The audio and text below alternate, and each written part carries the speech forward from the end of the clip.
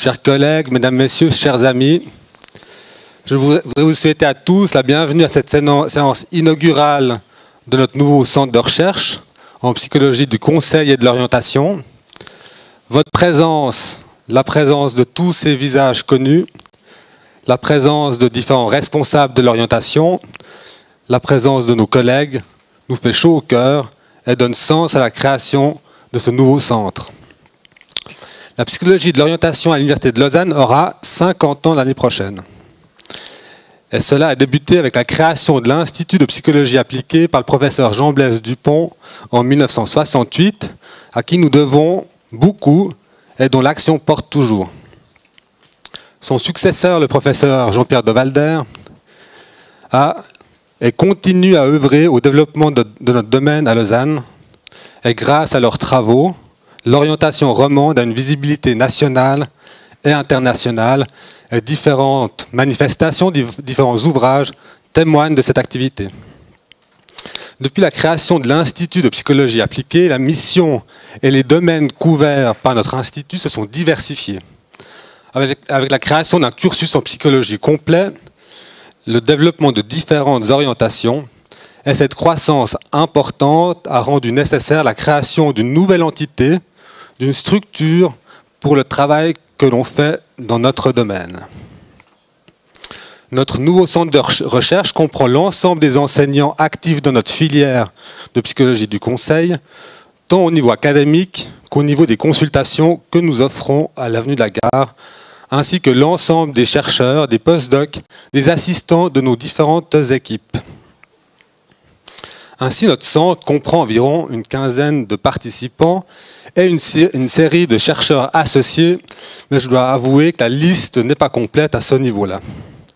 Si la vocation première de ce nouveau centre de recherche est de coordonner et de stimuler nos efforts, notre objectif est aussi d'articuler les questions de recherche, les aspects pratiques et appliqués, et la formation, ce qui peut être qu'une ambition collective, et c'est là aussi que votre contribution à tous sera précieuse et nécessaire. Notre équipe propose actuellement les deux seules formations accréditées par le CEFRI.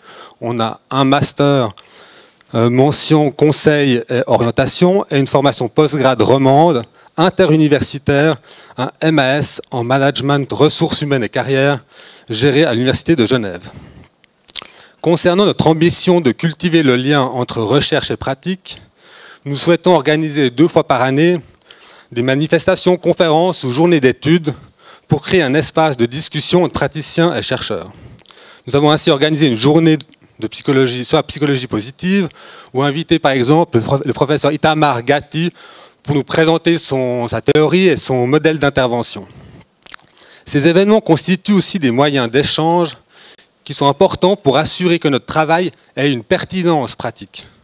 Ce lien avec les terrains s'actualise aussi par l'actualisation de différents mandats pour l'orientation publique, mais aussi différents prestataires privés. Cette ambition passe par des contacts étroits avec les milieux professionnels, le centre patronal, les différents offices cantonaux. Et je dois dire que la collaboration avec ces offices, et notamment avec la conférence latine de l'orientation, dont toute une série de représentants sont présents, est très positive. Et je tiens ici à les en remercier très chaleureusement. Nous essayons d'avoir également des liens avec les associations professionnelles ou de professionnels, notamment l'association vaudoise de psychologues en orientation ou l'association suisse de l'orientation, qui représente notre domaine dans différents réseaux européens. Notre centre souhaite ainsi cultiver des liens privilégiés avec les praticiens, les milieux professionnels, le milieu associatif, pour favoriser le dialogue entre la pratique et la recherche, qui favorise le développement d'une recherche socialement pertinente et peut-être durable. Pour vous donner une idée de nos projets de recherche actuels, nous avons une recherche qui a pour ambition de décrire les mécanismes des parcours professionnels d'un échantillon représentatif de la population suisse, recherche menée dans le cadre du pôle de recherche national LIVES. Un autre projet financé par le Fonds national suisse pour la recherche scientifique étudie l'intégration professionnelle de jeunes adultes sans formation et bénéficiaires du programme de formation pour les jeunes adultes en difficulté. Un projet financé par le Fonds de recherche du Québec porte sur les réorientations de carrière et le retour en formation professionnelle de jeunes adultes. Nous avons également bénéficié de différents fonds d'innovation pédagogique donnés par notre université. Et avec différents partenaires, nous développons actuellement une nouvelle ligne de recherche sur la thématique du sens au travail et du travail décent. Et avons dans ce cadre-là animé une table ronde la semaine passée au Bureau international du travail. Ces différents travaux sont le résultat de nombreuses collaborations avec des collègues de la pratique et des collègues d'autres pays, de tous les continents. Nos deux éminents intervenants illustrent toute la richesse que constitue ce réseau pour notre centre de recherche. Je souhaite donc remercier au nom de notre équipe la professeure Geneviève Fournier et le professeur Jean Guichard d'avoir accepté notre invitation et de partager avec nous ce moment. Accompagner les individus dans leur parcours professionnel et leur parcours de vie dans une perspective durable implique notamment de penser la stabilité de nos sociétés. Cette stabilité peut être remise en cause par la transformation de nos sociétés et par des événements parfois tragiques. Les transformations sociales contemporaines, comme la digitalisation de l'activité productive, les flux migratoires, le réchauffement climatique, la perte de légitimité de l'action des États-nations, représentent des défis majeurs. L'agenda 2030 des Nations Unies constitue une réponse collective à ces transformations. C'est pour cette raison que nous travaillons, par exemple, avec des collègues d'Afrique de l'Ouest à l'élaboration d'un projet pour un programme de la direction du développement et de la coopération et du Fonds national suisse, portant sur la contribution des acteurs de notre domaine, de l'orientation, au développement de politiques, d'actions publiques et d'interventions culturellement adaptées, favorisant l'accès à un travail décent. Cette perspective durable est également nécessaire dans nos pays, et notre centre a pour vocation de contribuer à relever collectivement ces défis. Avant de céder la parole à nos différents invités, je voudrais remercier les personnes qui ont préparé cette séance inaugurale, une partie de notre équipe, l'ensemble des membres de notre nouveau centre, les membres de notre institut, les membres de notre faculté, et vous tous pour votre présence et le travail que l'on va pouvoir faire ensemble à l'avenir. J'ai eu l'occasion de mentionner l'excellente collaboration que nous avons avec les différents acteurs de l'orientation, les différents offices cantonaux, et notamment la conférence latine de l'orientation. Et je souhaite donc inviter Madame Eugénie Sayad, chef de l'Office cantonal d'orientation scolaire et professionnelle du canton de Vaud, et présidente de la conférence latine de l'orientation, à prendre la parole. Merci beaucoup.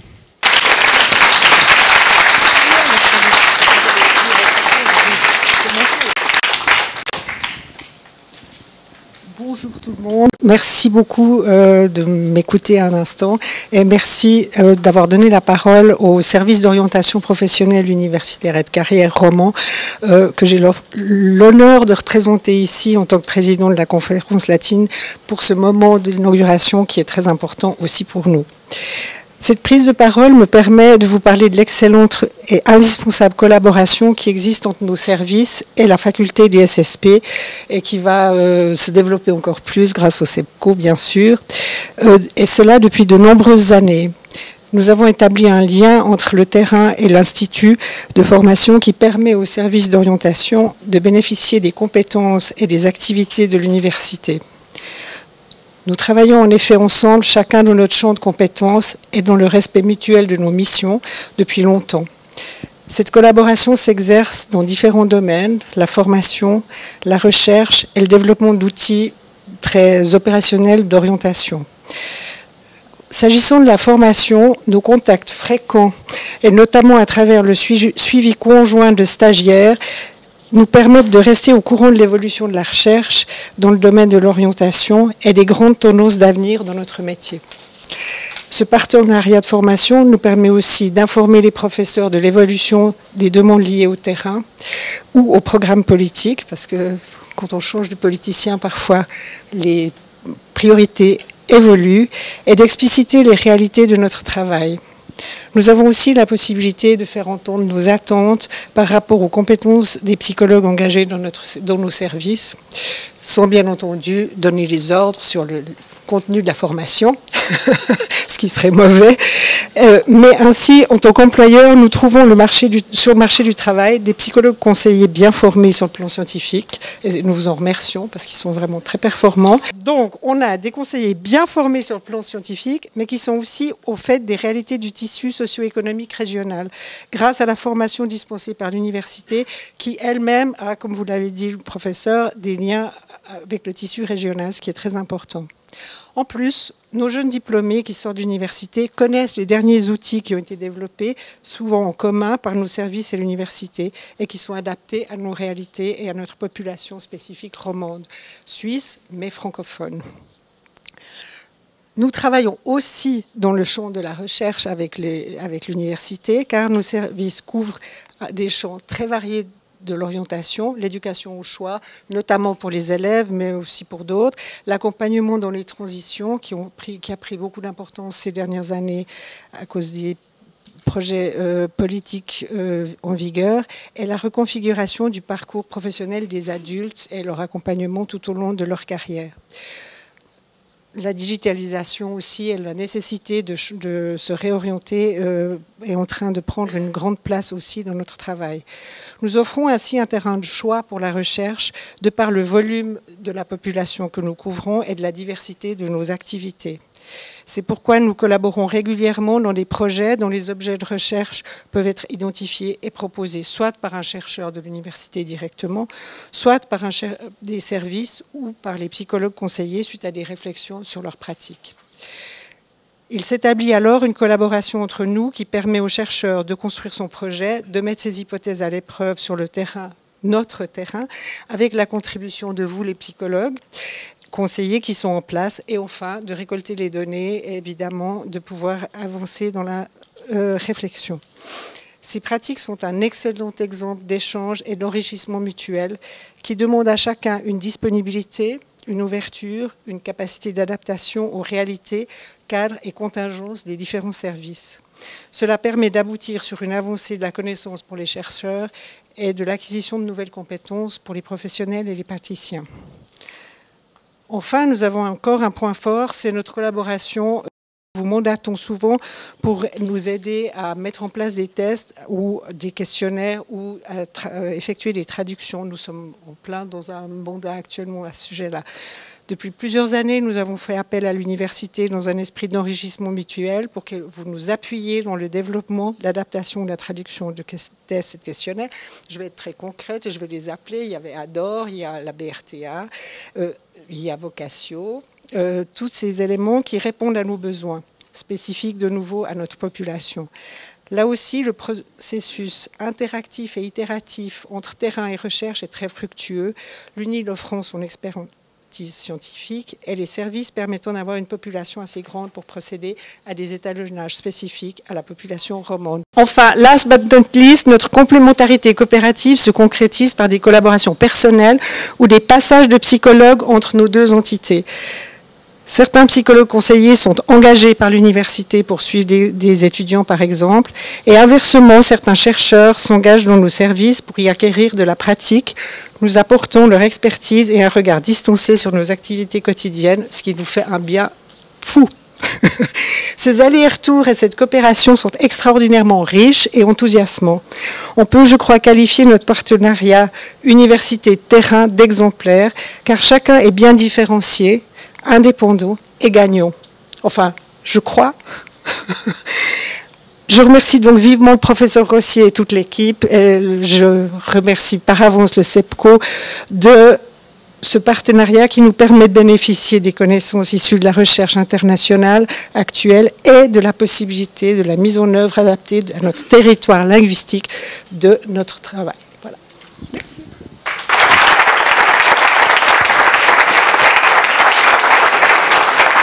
Jean a dirigé dès la fin des années 90, milieu des années 90, un fameux institut qui nous sert toujours comme exemple, c'est l'Institut national de l'étude du travail et de l'orientation professionnelle à Paris, qui fait partie du CNAM, donc du Conservatoire national des arts et métiers.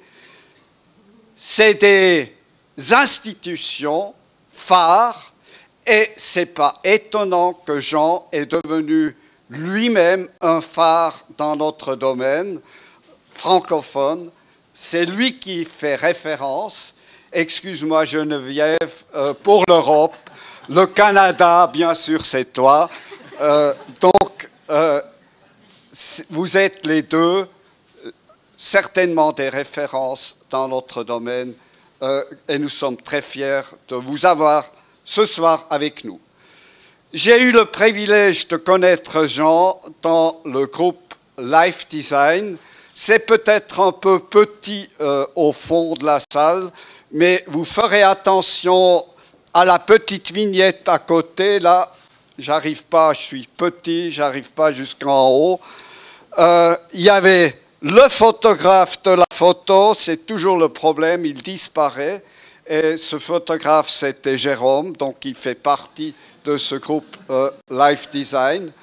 Et nous avons ensemble eu le privilège de travailler pendant plusieurs années avec Jean sur une idée nouvelle de l'orientation pour le XXIe siècle. Quels sont les changements de paradigme qui s'imposent pour nos domaines?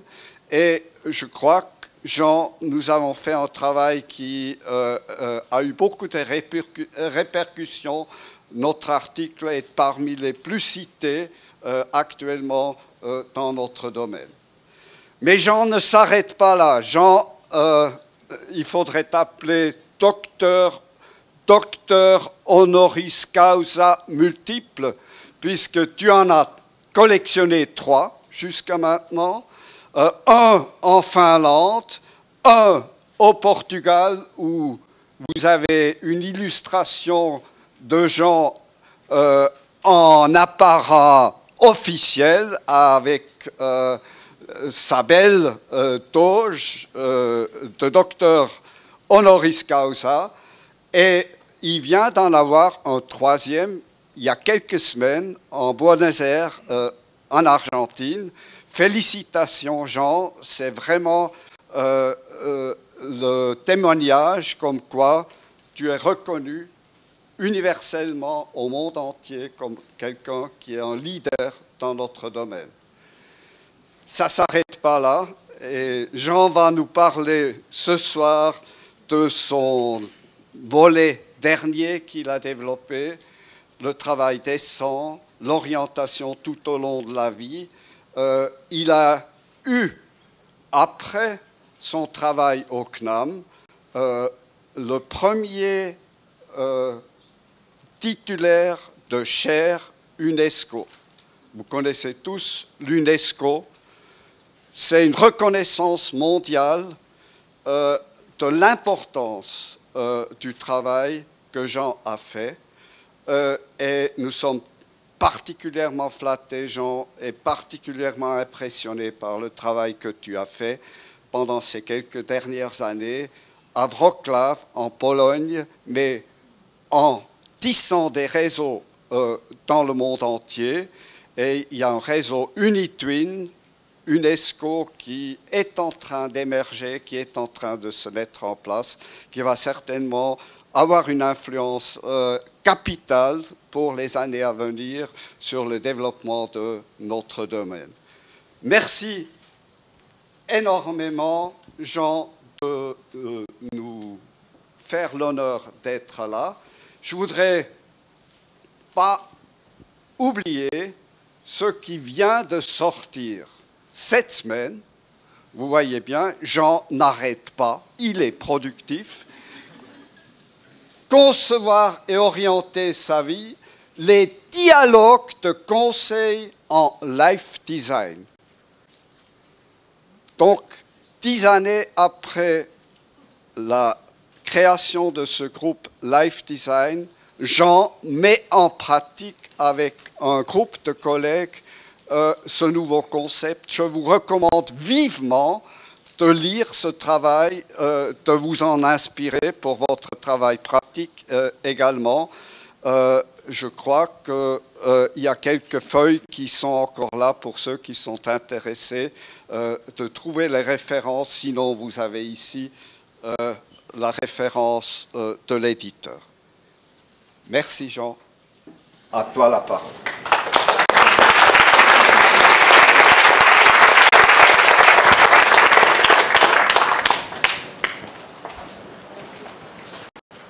Très bien. Alors, je suis vraiment intimidé de prendre la parole après le discours que vous venez d'entendre parce qu'en fait, je ne peux que vous décevoir par rapport aux attentes qui ont été suscitées par une telle introduction. En fait, je suis extrêmement touché d'avoir été invité à participer à l'inauguration de ce centre de recherche en psychologie du conseil et de l'orientation et je voudrais remercier tous les collègues qui m'ont invité, tous les amis de l'Université de Lausanne et comme j'ai peur d'oublier quelqu'un, parce que je connais vraiment beaucoup de monde ici, je remercierai simplement, je donnerai un seul nom, c'est celui de Jérôme Rossier qui est le directeur, le grand chef, par peur donc d'oublier un autre nom.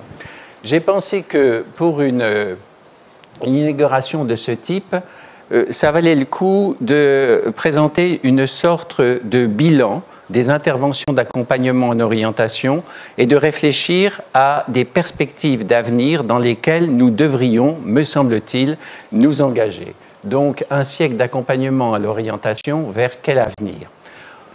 Donc, mon intervention va comprendre 3 parties. Une première partie assez brève, d'où venons-nous? Une deuxième partie aussi brève, où en sommes-nous? Et une troisième partie, peut-être un tout petit peu plus développée, dans quelle direction faudrait-il que nous nous engagions maintenant? Alors, d'où venons-nous? Je pense que la plupart des gens dans cette salle le savent. En fait, les interventions de professionnels chargés d'accompagner les personnes dans l'orientation de leur vie active sont apparues à la fin du XIXe siècle. Le premier grand livre dans notre domaine que l'on connaît, c'est celui de Lysander Salmon Richards qui paraît en 1881 aux États-Unis, Vocophie. S'il avait eu du succès, nous nous appellerions des vocofeurs et pas des conseillers en orientation. En fait, ces interventions ont connu un véritable départ et un véritable développement à partir des années 20 et la Suisse a été en avance dans ce domaine-là d'une certaine manière puisque en 1918, il y a l'ouverture du bureau d'orientation professionnelle à l'Institut Jean-Jacques Rousseau par Édouard Claparède, donc un très grand nom de la psychologie mondiale, et Julien Fontaine. En fait, pourquoi ces interventions se sont-elles développées à ce moment-là? On peut l'expliquer par les profondes transformations des sociétés d'Europe du Nord et d'Amérique du Nord qui ont été liées au développement de l'industrie dans le cadre d'un système économique libéral. Comme vous le savez, le principe fondamental de l'économie libérale a été résumé par la fameuse phrase de Adam Smith que résume l'expression « main invisible » qu'il propose dans l'ouvrage qu'il publie en 1776. L'idée d'Adam Smith est donc que les efforts de chaque individu visant à son propre intérêt bénéficient plus au bien commun que si l'activité de chacun visait explicitement à atteindre le bien commun. Donc, c'est ce type de société qui s'est développé à partir de ce moment-là. Et en même temps, on a vu apparaître des progrès techniques. Et là, j'ai simplement rappelé, par exemple, que James Watt avait déposé ses brevets pour sa machine à vapeur la même année, ou quasiment la même année, à 2 années près, que lorsque Adam Smith avait publié donc son livre « An Inquiry into the Nature and Causes of the Wealth of Nations ». Alors tout ça a eu des répercussions extrêmement importantes sur les sociétés en voie d'industrialisation. Par exemple, dans l'agriculture, eh bien, on a vu apparaître de nouvelles charrues, de faucheuses automatiques, et dès la deuxième partie du 19e siècle, eh bien, il y a eu un premier exode rural extrêmement important dans les pays d'Europe. Par ailleurs, ça a eu des répercussions considérables sur les modes de fabrication et d'échange des produits, et ça s'est traduit par une disparition des communautés de fabrication familiales, artisanales, ou des très petites entreprises qui existaient jusqu'alors, des entreprises qui étaient régies par des règles de fabrication extrêmement strictes, liées au processus de production, au mode d'échange des produits, aux manières d'être et de se conduire de chacun des participants, etc. Tout cela a disparu progressivement. Beaucoup de travailleurs se sont retrouvés à la fin du 19e siècle dans la misère ou dans des situations économiques très précaires, et un certain nombre d'entre eux, d'ailleurs, durent immigrer vers des pays nouveaux.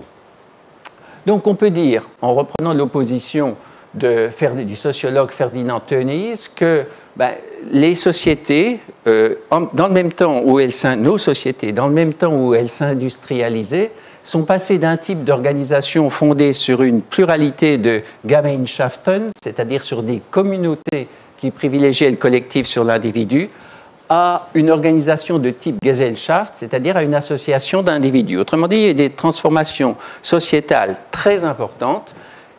Les sociétés sont devenues, en reprenant le titre de Norbert Elias, des sociétés d'individus. Ça veut dire que dans ce nouveau contexte sociétal, chaque individu, séparé et isolé des autres, ne trouve plus le soutien du groupe et des traditions qui lui donnaient des repères stables, des directions à suivre pour orienter sa vie active. Tous les individus produits par la conjonction de la main invisible et des développements technologiques se posent désormais dans ces nouvelles sociétés une question à laquelle les membres des sociétés antérieures trouvaient des réponses toutes faites dans leur communauté, s'ils se posaient la question suivante: que dois-je faire pour vivre? Que vais-je faire de ma vie active? Et c'est donc à cette double question, que dois-je faire pour vivre? Que vais-je faire de ma vie active? Pour aider les personnes, les individus à répondre à ces questions, que se sont développées des interventions de professionnels chargés d'aider les individus à trouver leurs réponses à ces questions. Alors, comme vous le savez, le premier livre important dans notre domaine fut publié en 1909 à Boston. Ce n'est pas par hasard, Boston, un port qui accueillait beaucoup d'immigrants d'Europe notamment, par un intellectuel, Frank Parsons, un intellectuel qui était engagé dans un mouvement progressiste de gauche, on va dire, un mouvement de réforme sociale, l'American Fabian Society. Donc, les interventions d'accompagnement en orientation naissent à ce moment-là, mais, et ça c'est un tournant extrêmement important, je crois, c'est que les interventions que proposèrent les praticiens de l'accompagnement à l'orientation aux personnes qui s'adressaient à eux ne visèrent pas à les aider à trouver leur réponse à la double question que je viens d'indiquer: que dois-je faire pour vivre? Que vais-je faire de ma vie active? Elles les aidèrent à répondre, et ça c'est le point important, à la traduction de cette question dans le langage des organisations industrielles qui se développaient alors. Par exemple, la question dont traite l'ouvrage de Parsons n'est pas dans quelle vie active convient-il que je m'engage, elle est quel métier ou quelle profession me conviendrait bien. Donc vous voyez, ce n'est pas la même question exactement. Donc cette traduction est un phénomène capital qui détermina les objectifs de la plupart des interventions d'accompagnement à l'orientation tout au long du XXe siècle. La plupart, pas toutes, mais la grande majorité des interventions d'accompagnement à l'orientation se limitèrent à être un accompagnement à l'insertion dans les organisations du travail et dans les systèmes d'échange de travail tels qu'ils existaient alors. Elles visèrent à aider les personnes à répondre à l'une ou l'autre des traductions de la question existentielle de l'orientation, c'est-à-dire la question que j'ai évoquée, dans quelle vie active convient-il que je m'engage? Donc elles aidèrent les personnes à trouver leur réponse à l'une des traductions de cette question-là dans le langage des formes dominantes d'organisation et d'échange du travail. Donc, comme j'ai déjà dit, par exemple, quel métier ou profession me conviendrait bien? Quelle direction donner à ma carrière professionnelle? Comment investir au mieux mes compétences, etc. De ce fait, la plupart des interventions d'accompagnement des personnes à la construction de leur vie active se limitèrent à la question du développement de leur employabilité, dans le cadre des formes dominantes d'organisation industrielle et d'échanges économiques. Où en sommes-nous? Eh bien, on peut dire qu'un changement s'est amorcé, je crois, dans les années 70, dont on trouve les prémices dans l'œuvre de Super. Comme vous le savez, Donald Super mit l'accent sur les notions de self-concept, de rôle de vie, de valeur, etc. Pour Super, l'accompagnement à l'orientation vise à aider la personne à construire un concept de soi professionnel dans le cadre d'un système de concept de soi correspondant à ses différents rôles dans la vie. Autrement dit, pour Super, la carrière professionnelle reste centrale, mais elle doit être pensée en relation avec les autres rôles par lesquels l'individu donne sens à sa vie. On peut donc parler d'un retour à la question existentielle de l'orientation, qui a été oubliée pendant la plus grande partie du siècle, un retour qui s'est affirmé au cours du dernier quart du XXe siècle, étant donné les changements radicaux qui transformèrent l'économie mondiale.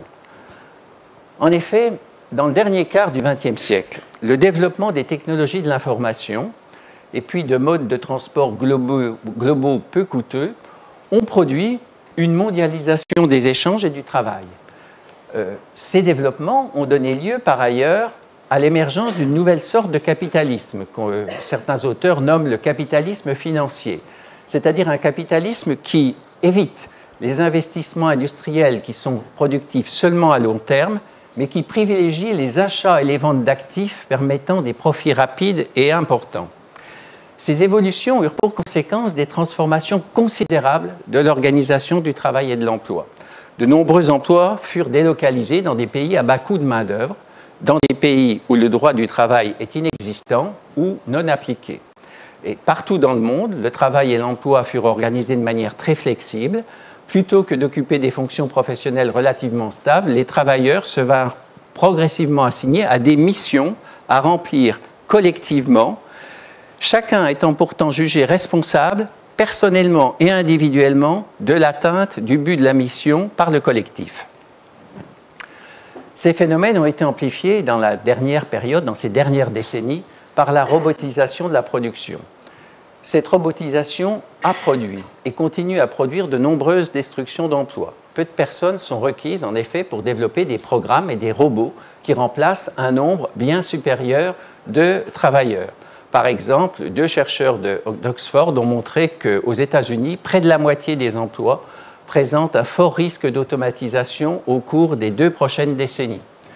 Et 2 autres chercheurs de l'Université de Chicago ont montré que les cols blancs étaient autant menacés que les travailleurs moins qualifiés. Par exemple, aux USA, le taux de chômage des salariés qualifiés a doublé entre 2000 et 2012. Et des professions auxquelles on n'imaginerait pas qu'elles puissent être menacées, par exemple les avocats, les médecins sont parmi les professions les plus menacées actuellement par la robotisation et l'informatisation des professions.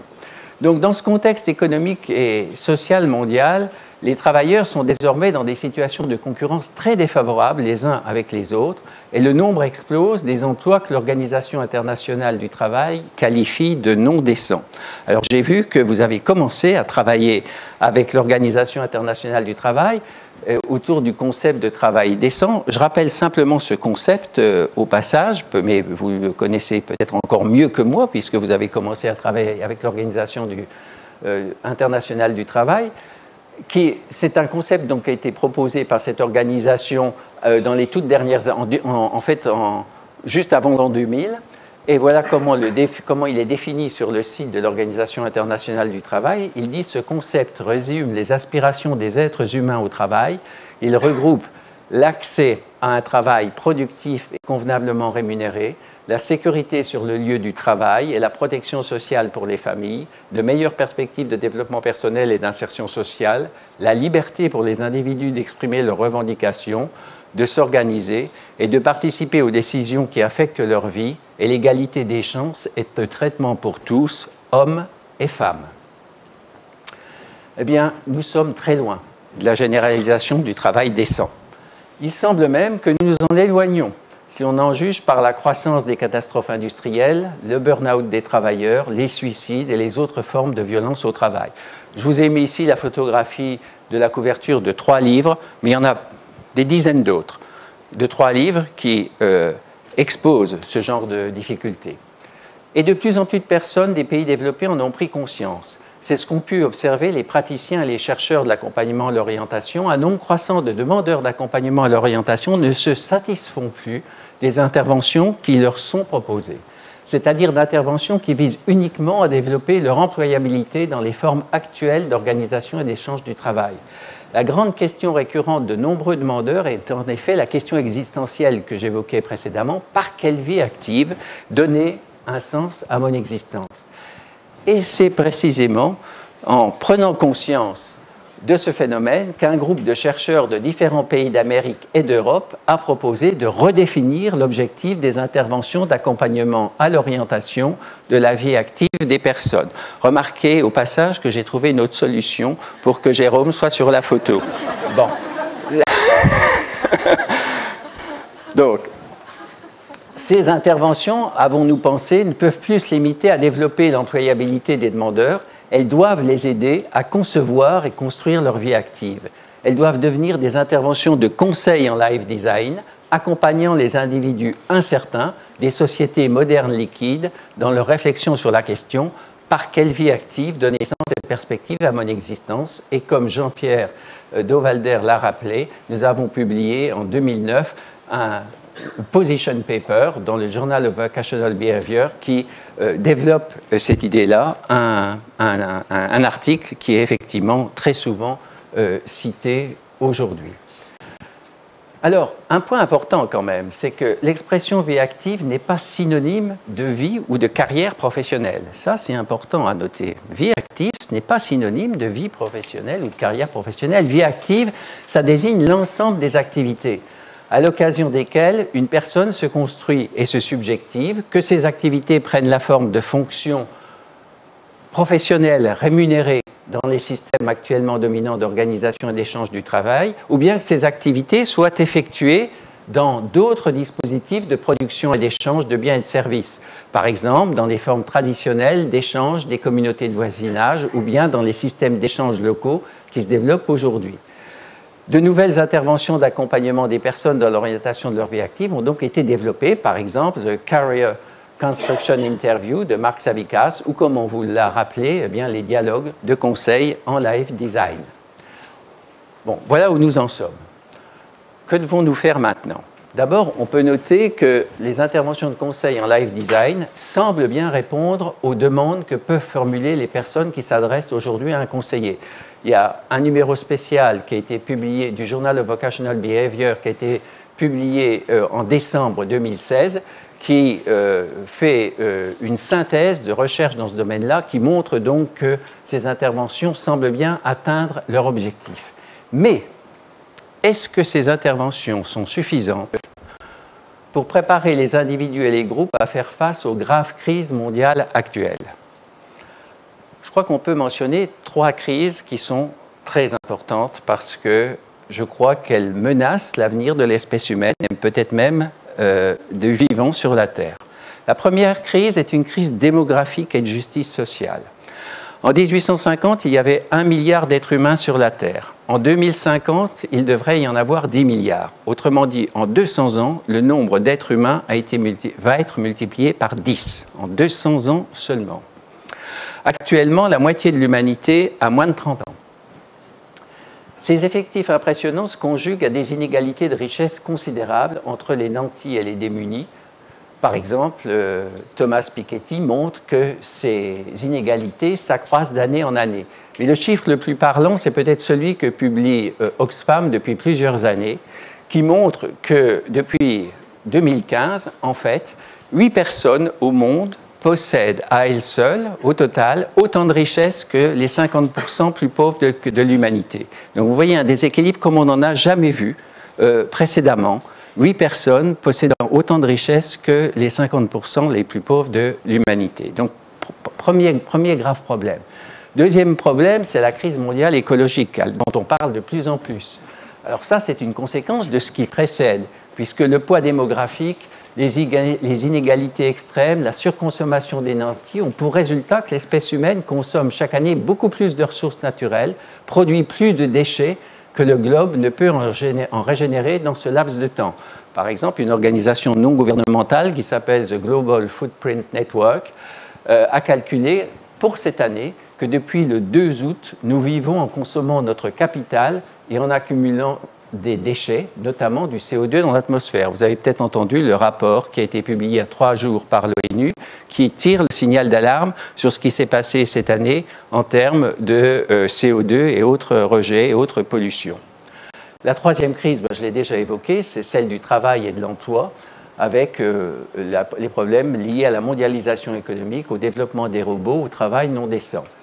Alors, ces crises sont si importantes que l'Assemblée générale de l'ONU du 25 septembre 2015, comme Jérôme l'a rappelé, a adopté à l'unanimité un plan d'action visant à résoudre ces crises. Ce plan s'appelle « Transformer notre monde, le programme de développement durable à l'horizon 2030 ». C'est un plan très détaillé, hein, c'est pas quelques lignes, c'est vraiment un livre à lire. Ce plan souligne l'impérieuse nécessité de placer le souci d'autrui, de la justice sociale, du travail décent, de la pérennité du monde au cœur de la réflexion et de l'action de toutes sortes d'acteurs majeurs, de décideurs et de chaque citoyen dans le monde. Alors, ce plan, il a des conséquences pour nous qui travaillons dans le domaine de l'orientation, c'est-à-dire pour les chercheurs et les praticiens de l'accompagnement à l'orientation, puisque pour nous, ce programme implique de proposer à chaque citoyen qui s'interroge sur la direction qu'il veut donner à sa vie active des interventions d'accompagnement visant à atteindre les objectifs que définit le plan, c'est-à-dire des interventions qui visent à aider chacun à formuler de la manière suivante la question des perspectives d'avenir donnant sens à sa vie. Comment orienter ma vie active de manière telle qu'en 2050, environ 10 milliards d'êtres humains puissent vivre une vie véritablement humaine dans un monde dont les ressources sont limitées. Autrement dit, l'impératif défini par l'ONU de transformer notre monde implique de transformer les actuelles interventions d'accompagnement à l'orientation, qu'il s'agisse de guidance en employabilité ou de conseil en life design. C'est une tâche complexe et de nombreuses pistes devront être explorées. Dans la chaire UNESCO dont a parlé Jean-Pierre, on a déjà publié un premier ouvrage dans ce domaine-là. Vous voyez la couverture de cet ouvrage qui a été publié l'année dernière. Et un deuxième ouvrage va l'être en 2018 qui s'appelle Interventions in Career Design and Education, Transformation for Sustainable Development and Decent Work. Ça va paraître chez Springer. En fait, nous avons commencé à explorer 2 pistes dans le cadre de la chaire UNESCO pour contribuer donc à ce programme, 2 pistes pour transformer les interventions d'accompagnement à l'orientation. La première de ces pistes s'adresse plutôt à des jeunes, à des élèves. C'est l'idée de transformer l'éducation à l'orientation en une éducation à des vies actives décentes, contribuant à un développement équitable et durable. Cette éducation mettrait l'accent sur le rôle capital de l'activité humaine dans le travail, dans la construction du monde dans lequel nous vivons et dans la construction de soi de chaque personne humaine. Pour le dire autrement, cette éducation à l'orientation expliciterait des concepts tels que ceux de vie active de Hannah Arendt ou de Homo Faber de Henri Bergson. Cette éducation soulignerait l'importance capitale à la fois pour l'humanité entière et pour chaque être humain d'un travail décent et humain. Cette nouvelle éducation à l'orientation aurait pour objectif d'aider chaque jeune à réfléchir à ses futures activités de travail dans ce cadre et de sensibiliser l'ensemble des jeunes à la nécessité de revendiquer l'élaboration et la mise en œuvre d'un droit universel au travail humain et décent, permettant à chaque être humain de mener de telles vies actives. En effet, et là je vais vous citer une phrase du traité de Versailles de 1919 qui a mis fin à la Première Guerre mondiale et qui a créé le Bureau international de l'Organisation internationale du travail. Cette phrase est la suivante, car le traité de Versailles écrit « La non-adoption par une nation quelconque d'un régime de travail réellement humain fait obstacle aux efforts d'autres nations désireuses d'améliorer le sort des travailleurs dans leur propre pays. » Eh bien, lors de son dernier discours à l'ONU, le président Barack Obama a dit une phrase qui est pratiquement celle-ci, un siècle plus tard. Autrement dit, nous en sommes encore au même niveau qu'en 1919 à ce domaine-là.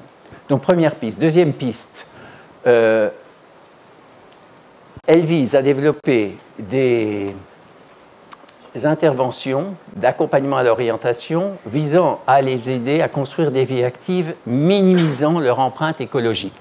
Alors ici, à l'Université de Lausanne, vous avez je ne sais combien de chercheurs qui travaillent dans ce domaine-là. Vous êtes la référence à l'Université de Lausanne là-dessus. Donc il faut aller frapper à la porte de ces chercheurs, Hansperger, Burg, etc. Alors, accompagner les personnes dans la construction de vie active minimisant leur empreinte écologique, ça veut dire établir des systèmes viables et durables d'organisation du travail et de ses échanges. Je pense que de tels systèmes pourraient se fonder sur un principe de subsidiarité écologique qui accorde une priorité aux systèmes de production et d'échanges locaux dont l'empreinte écologique est plus faible que celle de systèmes de production et d'échanges plus lointains ayant des conséquences écologiques nuisibles. Autrement dit, il s'agit d'établir une distinction entre des produits qui peuvent être uniquement ou principalement conçus, fabriqués et distribués dans un système de commerce mondialisé et, d'autre part, des biens et services qui peuvent l'être dans des systèmes d'échange locaux, régionaux ou interrégionaux. Par exemple, des médicaments, on imagine mal que ça puisse être une production locale. En revanche, des œufs, ça peut s'échanger au niveau local. Voilà, en gros, c'est distinguer ce genre de production. Un tel principe implique de créer des systèmes locaux de production et d'échange de biens et de services qui constituent leur niveau de base.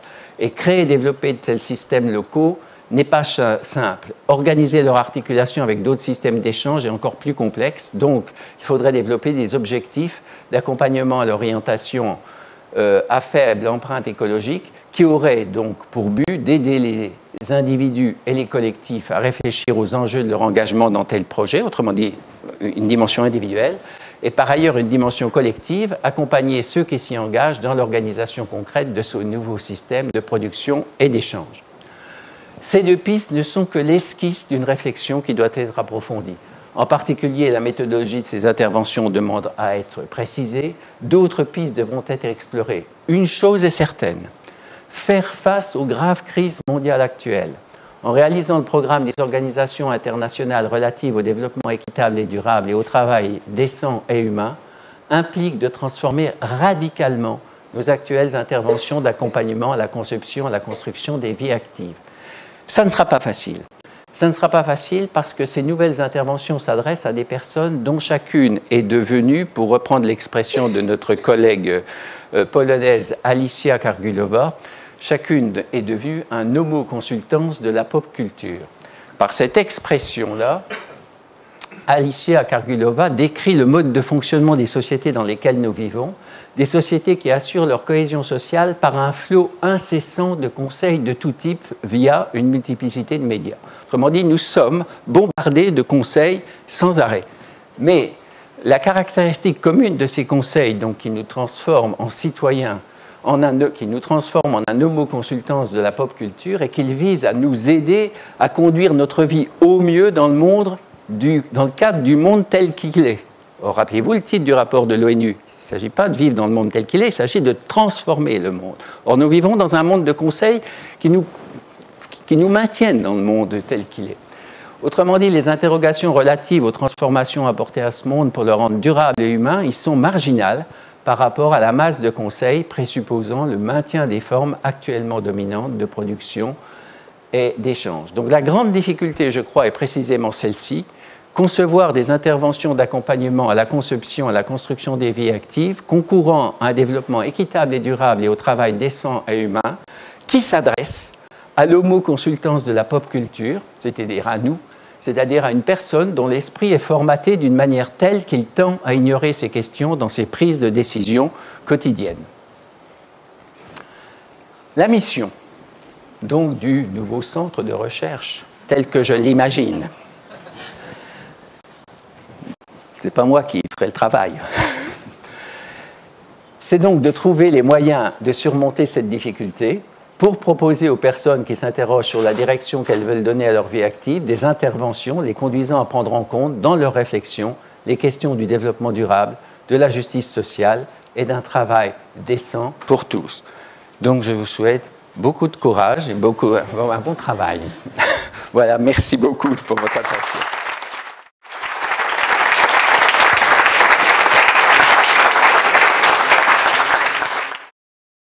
Alors pour introduire notre deuxième conférencière, donc il s'agit de Geneviève Fournier, qui est professeure titulaire. Donc ici on dit ordinaire, mais au Québec ordinaire c'est pas beau, c'est ça. Donc professeur titulaire au département de fondement et pratique en éducation de l'Université Laval à Québec, au Canada, et qui, je pense pouvoir dire, est une figure centrale, marquante, de pointe de l'orientation scolaire et professionnelle québécoise, canadienne, francophone, mais je pense pouvoir dire bien au-delà.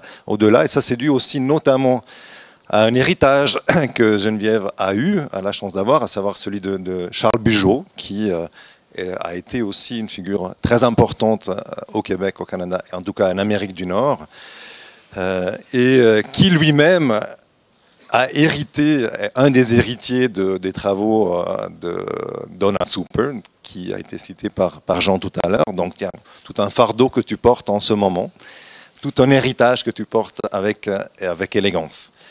Je ne vais pas parcourir ton CV, je te l'avais promis avant, enfin, je ne m'étais pas engagé à le faire avant d'intervenir, si ce n'est que pour dire peut-être 3 réalisations centrales ou importantes que Geneviève Fournier a pu faire dans sa carrière. Notamment, la première, je dirais, c'est qu'il s'agit de la fondatrice, et elle a été longtemps directrice du Centre de recherche et d'intervention sur l'éducation et la vie au travail, donc un centre duquel on s'inspire au CEPCO avec beaucoup moins de moyens, mais qui est très inspirant et qui est, je dirais, je pense, Jean, tu confirmes, je pense unique, en tout cas en Occident, à ma connaissance. Deuxième groupe de réalisation, Geneviève Fournier est auteur au moins une dizaine, je pense, d'ouvrages collectifs sur des questions chaudes de l'orientation, émergentes, et actuelles, mais aussi émergentes. Et elle est aussi directrice d'une collection dans le cadre des presses de l'Université Laval, d'une collection sur les trajectoires professionnelles et le marché du travail contemporain, qui est une collection très importante. Donc, je pense pouvoir dire que notre invitée est une lectrice attentive et perspicace des questions et des enjeux qui traversent l'orientation scolaire et professionnelle. Et avec un timing incroyable, elle a vu venir et a pu analyser et comprendre différents phénomènes dans les années 90, les difficultés d'insertion des jeunes. Ensuite, la question du travail précaire, qui, on vient de le voir, est encore d'actualité. Ensuite, les enjeux et les problématiques liées au travail chez les seniors. Et aujourd'hui, elle travaille activement, de manière intense, sur des questions à nouveau très importantes et d'actualité dont on vient d'avoir un aperçu, la question du rapport au travail, donc une lecture psychosociale du lien entre l'individu et le monde du travail, situé par rapport aux différentes sphères de vie. Et elle traduit l'approche parcours de vie qui a été créée, qui a été développée dans d'autres contextes théoriques, dans le domaine de l'orientation scolaire et professionnelle. Et je pense, de mon point de vue très subjectif, c'est ça l'apport qui m'inspire le plus de ces travaux, et c'est de ça dont il sera question partiellement tout à l'heure. Donc comment relire les parcours professionnels et de vie sous le prisme des enjeux, des questions et des réflexions qui marquent ce qu'on appelle au Québec les sciences de l'orientation. Merci beaucoup, Jonas, pour ces bons mots. Je n'aurai pas le temps de te remercier longuement à la hauteur de ce que tu viens de dire, parce que je suis contrainte dans le temps, comme on a négocié du temps. Mais merci beaucoup. Alors, bonjour tout le monde. Je souhaite aussi remercier, Je souhaite aussi remercier les organisateurs et les organisatrices de m'avoir invité à participer à cette conférence inaugurale du Centre de recherche en psychologie du conseil et de l'orientation, qui réunit aujourd'hui des chercheurs, des praticiens, des étudiants, des étudiantes et des partenaires de différents milieux, tous interpellés, je pense, par les questions d'orientation et de développement de carrière. Aujourd'hui, je souhaite réfléchir avec vous à quelques thèmes qui me semblent importants à prendre en compte quand on s'intéresse aux formes que prennent les parcours professionnels contemporains et à quelques-uns de leurs enjeux. Je me propose d'abord de faire un bref survol de quelques transformations du marché du travail qui me semblent avoir eu des incidences particulières sur les parcours professionnels pour ensuite faire état de théories récentes qui permettent d'éclairer, selon moi, plusieurs enjeux de ces parcours. Je poursuivrai en proposant 5 clés de lecture que j'illustrerai au fur et à mesure à partir de résultats de recherche fondés sur des entretiens narratifs. Parlons d'abord des transformations du marché du travail à partir de ce que j'appelle le système des 3D que j'ai emprunté à la sociologie. L'on sait que durant l'ère industrielle, au cours de la période fordiste, dominaient des parcours professionnels largement homogènes et ordonnés selon une logique séquentielle plutôt prévisible. Il s'agit ici du phénomène de standardisation. Ces parcours étaient fortement encadrés par l'État et les organisations de travail. On parle ici du phénomène d'institutionnalisation. La notion d'emploi à vie, que tout le monde connaît bien ici, je suis certaine, me semble être un bon archétype de ce phénomène. De fait, la majorité des vies professionnelles étaient encadrées au sein des organisations dans un contexte de collectivisation des droits sociaux. La carrière était globalement définie en termes de progression de salaire, de statut hiérarchique ou en termes de progression de responsabilité ou de compétences. Quant aux politiques de l'État, dans un contexte d'État-providence, elles jouaient un rôle majeur en offrant des ressources permettant l'intégration sociale et aussi professionnelle de la très grande majorité des individus.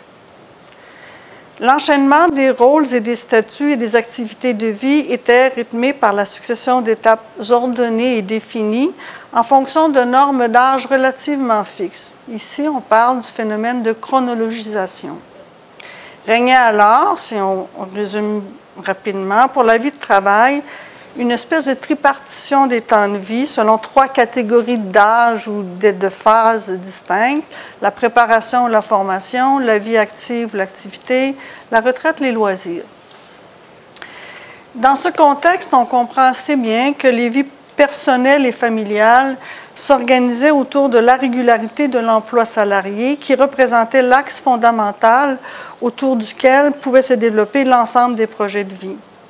Ainsi, d'une sphère de vie à l'autre, les transitions étaient aussi relativement synchrones. Par exemple, le début de la vie active correspondait assez souvent au départ du domicile familial. C'est d'ailleurs dans ce contexte qu'ont vu le jour plusieurs théories en développement de carrière, plusieurs théories sur le développement de l'adulte et plusieurs approches fondées sur l'analyse des cycles de vie. Les théories développementales en développement de carrière. Cependant, j'en ai parlé depuis les années 70, mais je pense de façon accrue depuis les 2 dernières décennies, on assiste à une sorte de mouvement inverse à la standardisation, à savoir une diversification des parcours de vie individuels, diversification qui apparaît particulièrement saillante dans les vies professionnelles et dans les vies familiales.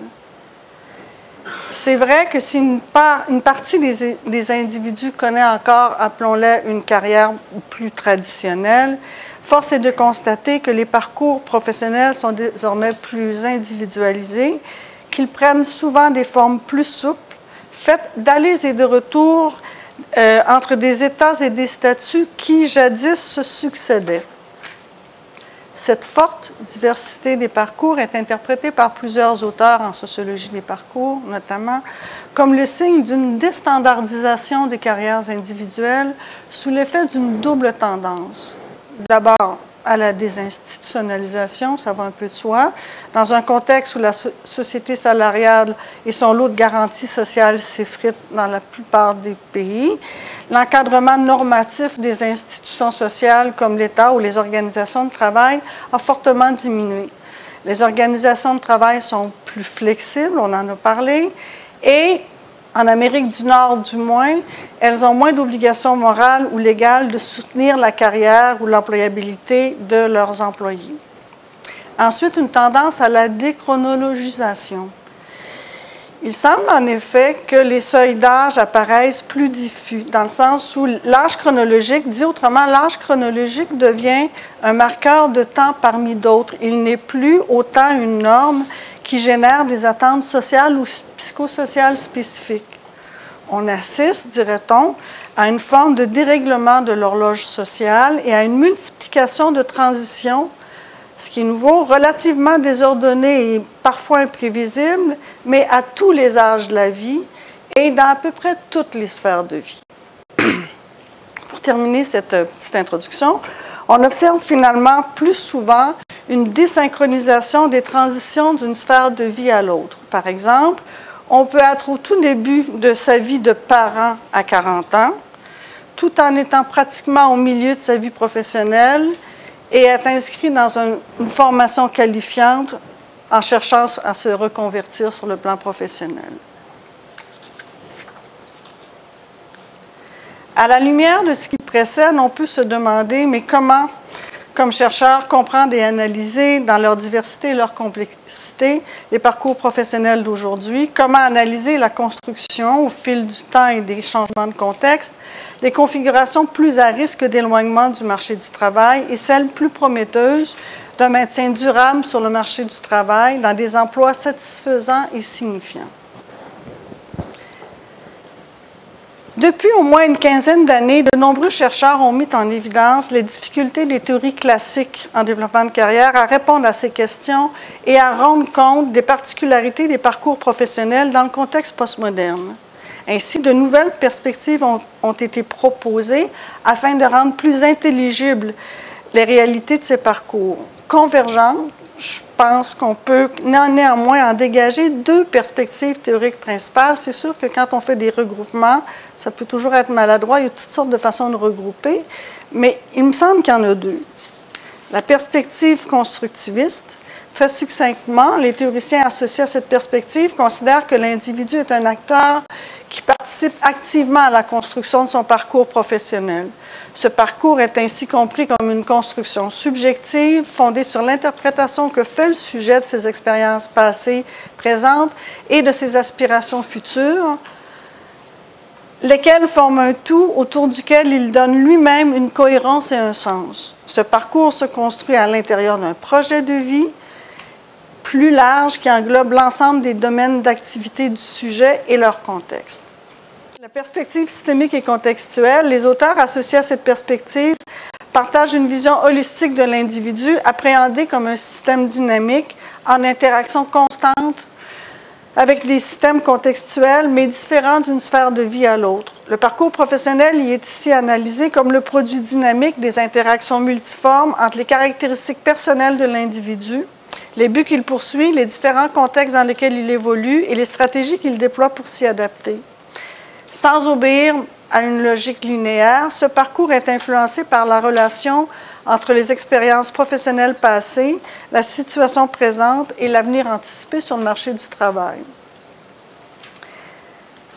L'approche parcours de vie, quant à elle, propose un éclairage théorique complémentaire à ceux proposés par les théoriciens en développement de carrière pour analyser les parcours professionnels d'aujourd'hui.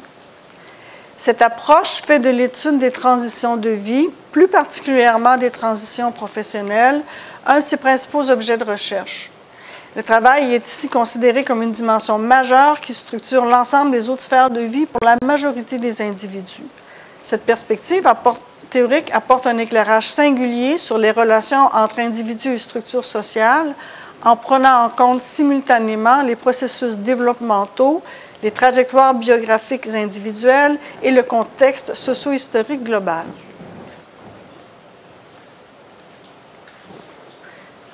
Ainsi, les individus ne sont pas passifs face aux événements et aux transitions, ni assujettis au contexte. Ils construisent leur parcours de vie, formé de trajectoires de vie plus ou moins enchevêtrées, en tenant compte de leurs limites et de leurs ressources et de celles des environnements sociaux dans lesquels ils évoluent. Cependant, il existe des événements de vie exceptionnels, des tournants, susceptibles de provoquer des changements majeurs dans le parcours de vie. L'importance de ces changements et leurs effets varie par ailleurs selon la perception subjective que la personne s'en fait et selon le moment où ils surviennent dans le cours de son existence. Cette vision du monde sert de modèle pour expliquer la réalité sociale ainsi que les continuités et les discontinuités des parcours de vie individuels.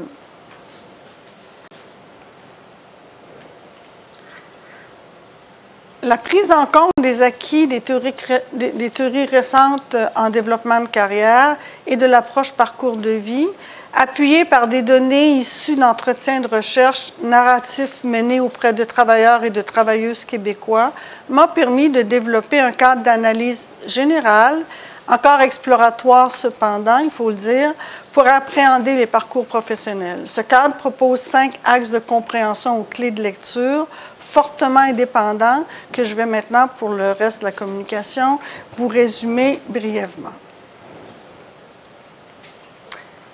Le premier axe permet d'appréhender la dynamique évolutive du parcours.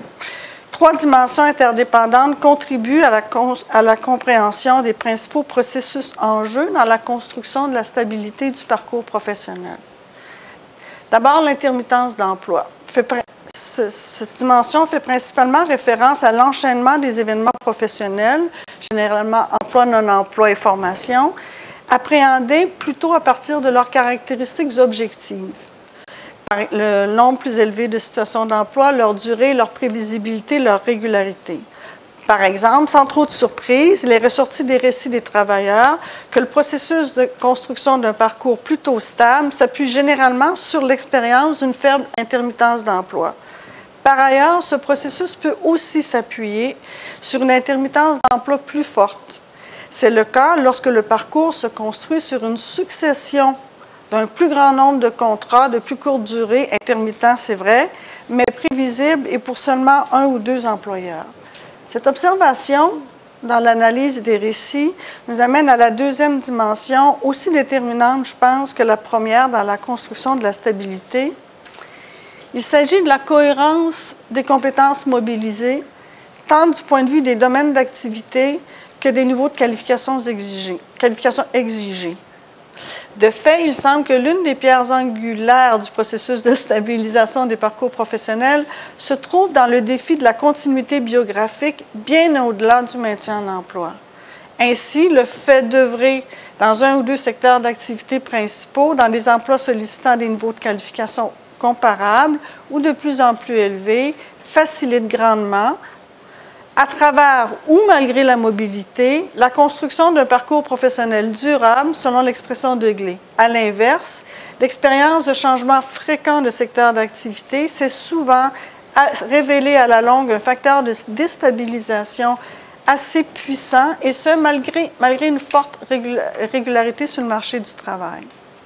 Ces observations, toujours dans l'axe de la stabilité, m'ont amené à comprendre l'importance, dans l'analyse de cet axe, d'examiner plus en profondeur les logiques processuelles qui sont à l'œuvre dans un parcours professionnel. Cette reconstitution permet d'observer la portée d'un événement ou d'une série d'événements et de les resituer dans l'enchaînement des situations du parcours. Par exemple, certains des parcours analysés sont marqués d'un enchaînement de situations professionnelles. C'est seulement que lorsqu'elles sont mises ensemble et sur la longue durée qu'elles finissent par s'apparenter à une accumulation d'obstacles.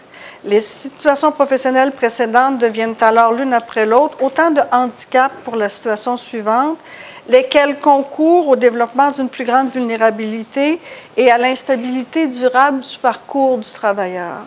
Évidemment, le contraire est aussi vrai. Dans le même esprit, et pour terminer cet axe, la reconstitution des logiques processuelles invite à prendre en compte la pente globale du parcours analysé, dans lequel se déroule l'événement ou la séquence d'événements analysés. Par exemple, une perte d'emploi dans un parcours dont la pente est déjà descendante depuis quelques années peut contribuer à accroître cette déclivité, alors que les effets de la perte d'emploi peuvent être atténués lorsque la pente du parcours traduit une progression et un renforcement dans l'intégration du marché du travail. Ceci m'amène à parler du deuxième axe qui concerne la construction de la maîtrise du parcours professionnel. 4 dimensions sont ici proposées dans l'analyse de cet axe. La première concerne la marge de liberté perçue par le travailleur à travers les événements clés et les changements de contexte tout au long de son parcours. À cet égard, peut-être sans grande surprise non plus, mais ce n'est pas juste ça qu'il faut observer. Il semble que bien qu'une relative prévisibilité des transitions peut permettre à la personne de se fixer des objectifs, d'ajuster leurs projets, de définir et de redéfinir leurs attentes, ce qui, au fil du temps, peut renforcer le sentiment d'avoir une emprise sur sa vie professionnelle, de faire dominer la vie professionnelle qu'on veut. Inversement, un grand nombre d'événements et de transitions subis ou imprévisibles sont souvent perçus par les travailleurs comme des atteintes à leur autonomie décisionnelle et à leur marge de liberté réelle à donner une direction à leur parcours. Cependant, la deuxième dimension vient en complémentarité à la première. Les stratégies, il s'agit ici d'examiner les stratégies déployées par les travailleurs, mais surtout leur efficacité selon les différents contextes dans lesquels elles s'incarnent. Un tel examen aide à observer plus concrètement les différents processus par lesquels les travailleurs composent avec les changements et les contingences qu'ils doivent affronter et, selon le cas, parviennent ou non à retrouver un nouvel équilibre après une transition. De fait, ce qui est proposé ici, loin d'être réductible à des velléités individuelles, l'efficacité des stratégies gagne à être appréhendée en tenant compte des contextes proximal et distal qui peuvent constituer des obstacles et des ressources pour les travailleurs dans la mise en œuvre des stratégies qu'ils ont choisies. Par exemple, l'analyse des parcours a montré que si l'efficacité d'une réorientation professionnelle ou le succès d'une formation dépendent clairement de la mobilisation individuelle, des efforts de chacune des personnes et certaines caractéristiques individuelles du travailleur, comme son sentiment d'efficacité, sa capacité d'autonomie, sa motivation, il n'en demeure pas moins que cette efficacité est aussi balisée, renforcée ou limitée par la situation économique ou encore par des politiques de gestion de la main-d'œuvre dans le secteur d'activité qu'il a choisi, et aussi par les différents réseaux professionnels, personnels et sociaux, contextes proximaux, sur lesquels il peut ou non s'appuyer dans l'application, dans la mise en action de sa stratégie. De sa stratégie. Dans l'analyse de l'emprise sur sa vie professionnelle, donc, il y a le caractère volontaire, il y a la marge de liberté perçue, il y a l'efficacité des stratégies, mais il y a aussi l'emprise sur la gestion des temps et des rôles de vie. La possibilité ou non de choisir l'investissement temporel et affectif qui convient le mieux en fonction de l'étape du parcours et des priorités dans les autres sphères de vie me semble aussi concourir ou contraindre la construction du sentiment de maîtrise du parcours. Par exemple, une abondance de contrats de travail intéressants et très qualifiants, mais difficiles, voire impossibles à refuser dans un contexte de grande compétition, mais à une période de la vie où on souhaiterait prendre soin de jeunes enfants ou prendre soin de parents âgés et investir un peu moins le travail, peut nourrir l'impression d'une marge de liberté restreinte dans ses choix et d'une emprise assez limitée sur sa vie professionnelle. Finalement, la courbe évolutive du sentiment de maîtrise, cette dimension renvoie au regard en perspective que porte le travailleur sur sa capacité à orienter l'ensemble de son parcours. Dans l'analyse des entretiens, il y a au moins 5 cas de figure distincts qui ont été observés en termes de courbe évolutive. Je ne parlerai pas de tous, mais ça montre bien la complexité, les nombreuses configurations auxquels les parcours professionnels peuvent donner lieu. Par exemple, certains travailleurs ont exprimé le sentiment d'avoir maîtrisé de plus en plus au fil des ans la direction de leur vie professionnelle, laquelle répond au final non seulement à leurs objectifs professionnels, mais c'est bien important, à leurs objectifs de vie. Alors ceux-là ont le sentiment d'avoir beaucoup d'emprise. D'autres ont rapporté le sentiment d'avoir pu orienter une bonne partie de leur vie professionnelle, mais en avoir perdu la maîtrise à la suite d'une décision. Donc, c'est pas toujours, ce que je veux montrer, c'est que c'est pas toujours extérieur à l'individu. Donc, à la suite d'une décision qu'ils ont prise, quitter un emploi permanent, par exemple, ou encore à la suite d'un événement hors contrôle, comme un accident de travail ou la maladie d'un enfant. Ces événements biographiques-là qui ont évidemment perturbé assez durablement la suite de leur parcours et provoqué une sorte de perte d'emprise sur le parcours professionnel. La prise en compte de la subjectivité individuelle permet de saisir sur la base de quelles représentations les personnes font des choix et participent à la construction de leur parcours. Selon cette logique, aucune situation professionnelle ni aucun événement marquant, un licenciement ou une promotion, ne peuvent être en soi définis comme heureux, malheureux, facilitant, nuisibles, structurants ou non. Dans l'analyse des parcours professionnels, cette définition n'a de sens qu'à l'aune de l'interprétation subjective qu'en donnera le travailleur. Si la subjectivité individuelle peut être considérée comme un axe de compréhension transversale, bien entendu, 3 dimensions quand même interdépendantes permettent plus concrètement d'illustrer son rôle dans la construction des parcours professionnels. D'abord, sans grande surprise, le rapport subjectif à l'emploi qui permet d'appréhender globalement les représentations qu'ont les travailleurs de la force de leur ancrage dans le marché du travail en fonction du sens qu'ils accordent aux différentes situations d'emploi qu'ils ont connues, qu'ils connaissent et surtout à leur enchaînement tout au long du parcours. Ces représentations peuvent, à une extrême, traduire un sentiment d'ancrage solide sur le marché du travail, une impression d'y avoir acquis progressivement une place sécurisée, des revenus suffisants pour réaliser des projets de vie. À l'autre extrême, cette interprétation subjective peut traduire un sentiment croissant de vulnérabilité, de précarité, d'insatisfaction, et ce, même si les différentes situations professionnelles occupées peuvent parfois paraître, sur un plan objectif et sous le regard de l'analyste, relativement bonnes. La deuxième dimension de ce troisième axe est celle du rapport au travail. D'une part, cette dimension permet d'appréhender globalement la signification particulière que revêt le travail pour l'individu, son engagement relatif et les finalités ou buts généraux qu'il cherche à atteindre dans la sphère professionnelle. Ainsi, l'interprétation subjective que fera le travailleur d'un événement imprévu, la délocalisation de l'entreprise pour laquelle il travaille par exemple, et la façon dont il va y réagir varie sensiblement selon les significations qu'il accorde au travail et les finalités qu'il y poursuit.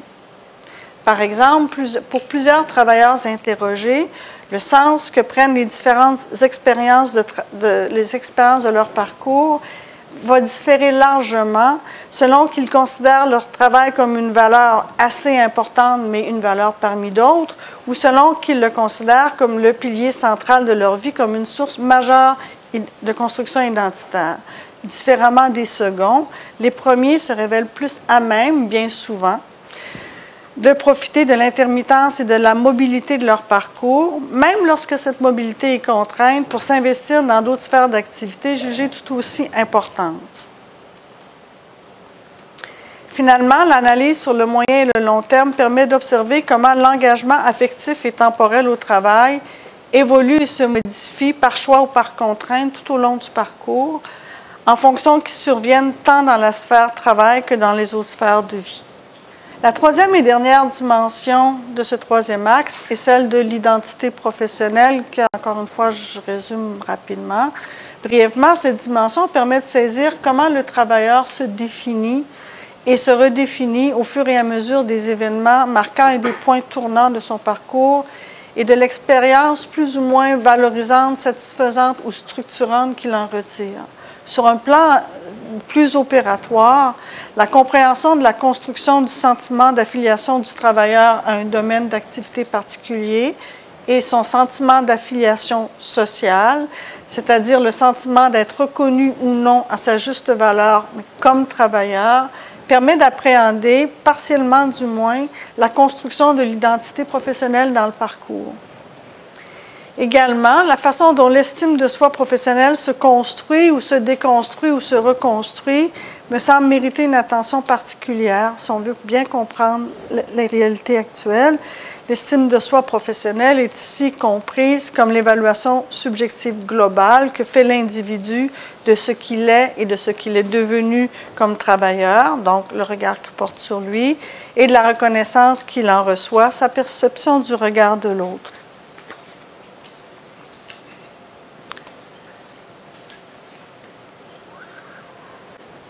À la lumière de ce qui précède, il semble assez évident que l'analyse des événements marquants et des transitions gagne à être située dans l'ensemble de la temporalité biographique de la personne, passé, présent, futur, dans une logique de lifespan. De même, les événements clés doivent être lus à la lumière non seulement de ceux qui les ont précédés, mais aussi des projets ou des anticipations d'avenir des travailleurs. Cet axe porte sur l'articulation concrète des temporalités passées, présentes et futures et repose sur l'idée selon laquelle ces trois temporalités s'articulent selon des liens étroits mais non déterministes et qu'elles s'interagissent de façon systémique plutôt que linéaire et causale, de façon circulaire plutôt que linéaire et causale. Une dimension principale compose ce quatrième axe de compréhension. Il s'agit du rapport au temps biographique. De façon opératoire, cette dimension concerne très précisément, dans ce que j'ai compris moi, la représentation qu'ont les travailleurs de leur âge chronologique et de l'étape de vie professionnelle.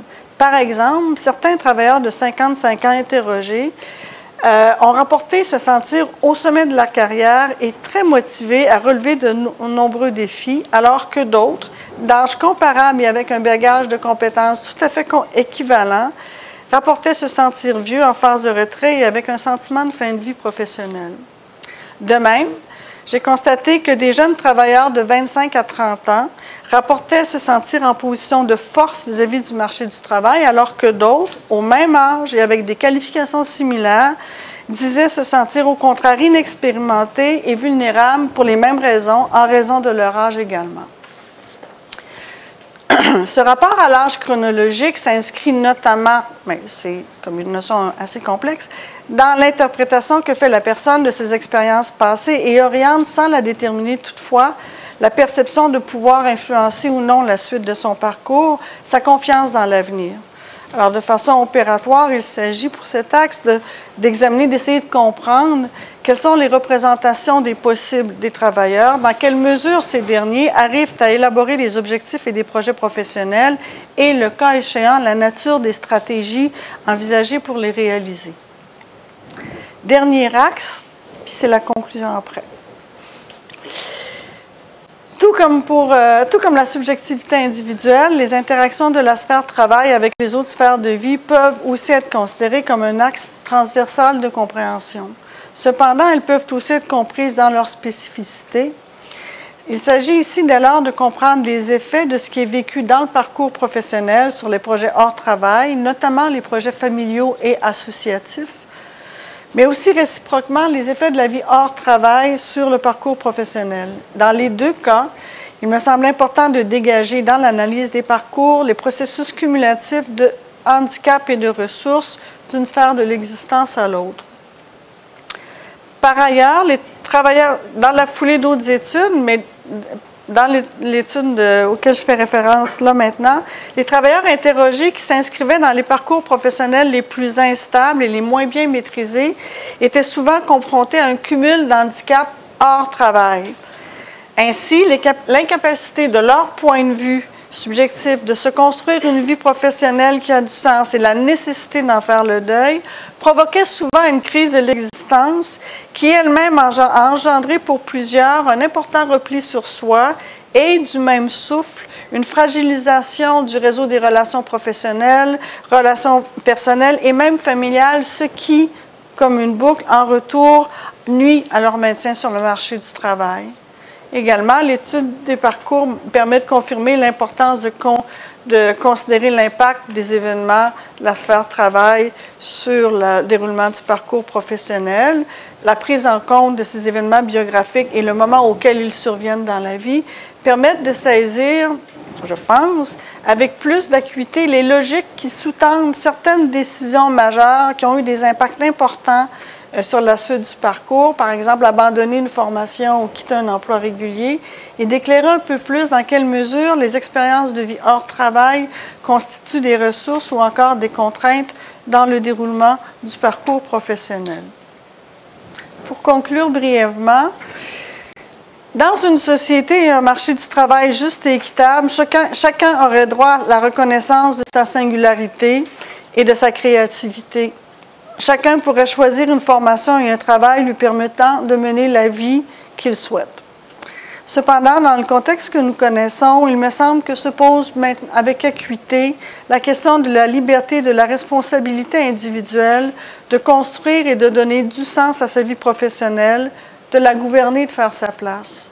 Se pose également, cela va de soi, me semble-t-il, la question des inégalités sociales vis-à-vis des capacités et des possibilités de maintien durable dans des emplois qui font sens et qui répondent aux aspirations professionnelles mais aussi personnelles de chacun et chacune. Ceci, me semble, interpelle tant les intervenants, les chercheurs que les enseignants formateurs qui ont de fait à relever de nombreux défis.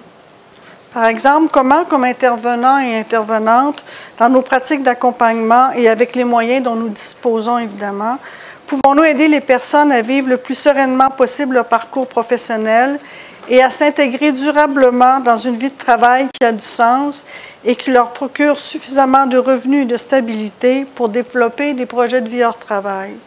Comment aider certains à dépasser ce qu'ils perçoivent comme des déterminismes, notamment ceux liés au genre, au milieu socio-économique, à l'origine ethnique et à la culture, et à lutter ainsi contre certaines inégalités sociales? Comment aider chacun et chacune à participer au développement de sa collectivité et à vivre une vie à laquelle il et elle aura activement participé par ses décisions et par ses actions? Comment, comme chercheurs, pouvons-nous contribuer à saisir plus finement le jeu complexe d'inter-influence entre les processus individuels, socio-culturels et conjoncturels, et surtout leurs effets sur la manière dont les individus construisent et gouvernent justement, avec plus ou moins de succès, leur parcours professionnel? Il existe, me semble-t-il, à ce sujet, un certain décalage entre l'état d'avancement des modèles théoriques actuels, qui propose par ailleurs plusieurs pistes de réponse très intéressantes, et les données de recherche dont nous disposons actuellement pour saisir dans leur complexité et leurs nuances les parcours professionnels d'aujourd'hui, mais aussi ce qui en constitue les facteurs les plus structurants, voire les plus déterminants. Comment, comme formateurs, formatrices ou enseignants, enseignantes, pouvons-nous préparer nos étudiants à devenir des praticiens réflexifs, capables d'un esprit critique vis-à-vis de ce qui se passe et d'innovation? Comment les préparer à se questionner sur ces nouveaux enjeux complexes, à réfléchir au rôle qu'ils et elles veulent jouer et surtout à la façon dont ils et elles souhaitent participer à l'amélioration du mieux-être des personnes et à leur épanouissement au travail et contribuer ainsi à l'avènement d'une société plus juste? De grands défis. C'est ici, je pense, que l'on peut estimer à sa juste valeur l'importance et la nécessité des recherches qui sont menées dans un centre comme le CEPCO, qui promeut très clairement, me semble-t-il, la jonction des mondes de la recherche et de la pratique, lesquels, pour se développer, j'en suis convaincue, doivent impérativement se nourrir des questions et des réponses apportées par l'un et par l'autre. Je vous remercie de votre attention.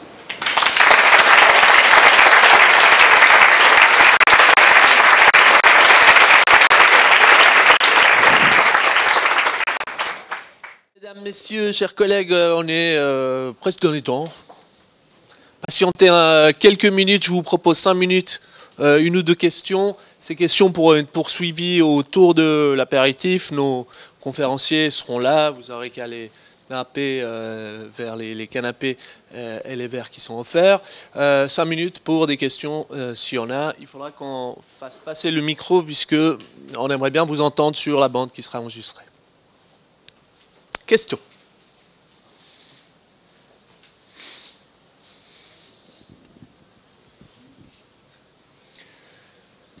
Je vous prends de court. L'apéritif est proche. Ok. Ce que je vous propose avec ma collègue Eva qui est ici, on va prendre 2-3 minutes, ce serait dommage de se quitter comme ça, rapidement. Une petite clôture. Moi j'avais pensé à un discours savant, à quelque chose d'intelligent. Après les 2 exposés brillants auxquels nous avons assisté, je ne peux imaginer le moindre mot qui ait eu le moindre sens que je pourrais articuler. Ce que je vous propose, c'est de dire comment j'ai vécu cette heure et demie que nous avons passée ensemble. Pour moi, nous avons fait un énorme saut dans l'espace-temps. Je vais vous donner 4 arguments pour essayer de vous en convaincre. Premièrement, il me semble que nous nous sommes joués de l'emprise du temps. Nous avons traversé 100 ans d'orientation en quelques minutes, guidés d'une main de fer par Jean Guichard. 150 même, et nous avons contemplé l'avenir et le futur avec allégresse. Ensuite, nous avons fait fi des différences intergénérationnelles. Nous avons pu rassembler des jeunes chercheurs, chercheuses, les jeunes praticiens avec des collègues, disons, et là je pèse mes mots, un peu plus expérimentés, confirmés, affirmés, avec plus d'expertise. Et j'espère que cette rencontre se passera encore autour de notre apéritif. Ensuite, il me semble aussi que nous avons abattu les murs de l'académie, ou en tout cas les praticiens qui sont venus nous rendre visite l'ont fait. Moi, je ne veux pas être accusé de vandalisme par mon employeur.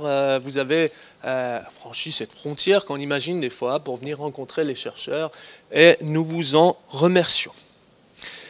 Et dernièrement, dernier point, ce n'est pas des moindres, je vais vous dire peut-être pourquoi en ce qui me concerne, on a dépassé d'un pas léger les frontières, pas seulement celles terrestres qui nous séparent de la France voisine, pour aller à la rencontre du professeur Guichard.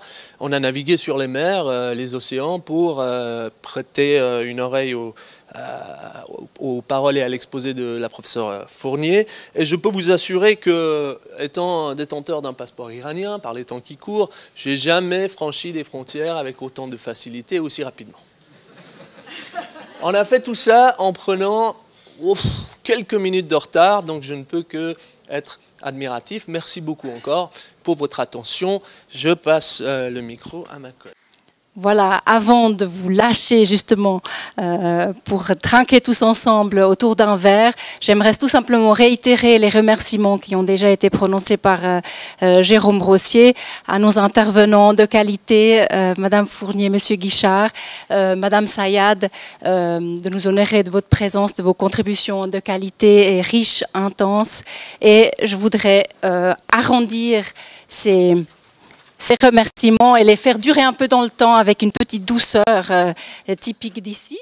Et puis encore profiter, et je tiens vraiment à vous remercier toutes et tous d'être venus si nombreux, d'avoir partagé ce moment important avec nous, important dans cette étape de création de notre centre de recherche. Vraiment un grand merci à tous et santé à tout le monde.